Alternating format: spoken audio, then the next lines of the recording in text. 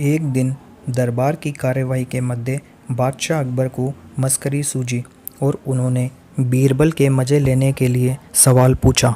बीरबल, ये तो बताओ कि हथेली पर बाल क्यों नहीं उगते?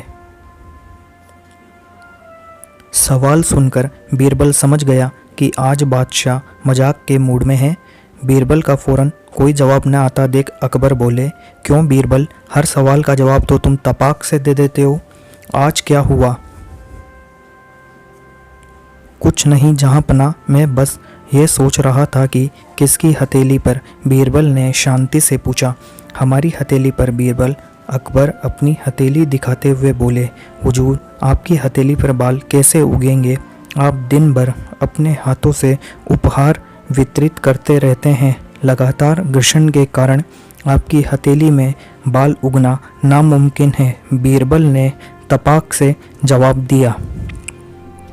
चलो मान लेते हैं, लेकिन तुम्हारी हथेली पर भी तो बाल नहीं है, ऐसा क्यों? अकबर आसानी से कहाँ मानने वाले थे। उन्होंने तुरंत दूसरा सवाल कर दिया। यह सुनकर दरबारियों के भी कान खड़े हो गए। उन्हें लगने लगा कि बीरबल इसका जवाब नहीं दे पाएगा, लेकिन बीरबल का जवाब तैयार था। हुजूर, मैं हमेशा आपसे कुछ न कुछ इनाम लेता रहता हूँ, इसलिए मेरी हथेली पर भी एक भी बाल नहीं है। अकबर इस जवाब से प्रभावित तो हुए, लेकिन उनका मन किसी भी तरह बीरबल को निरुत्तर करने का था। इसलिए उन्होंने तीसरा सवाल पूछा। चलो, ये तो हुई हमारी और तुम्हारी बात, लेकिन इन दरबारियों का क्या? ये तो हमसे हमेशा इनाम नहीं लेते, ऐसे में इनकी हथेलियों पर बाल क्यों नहीं है? इस सवाल पर दरबारियों को लगा कि अब बीरबल फंस गए।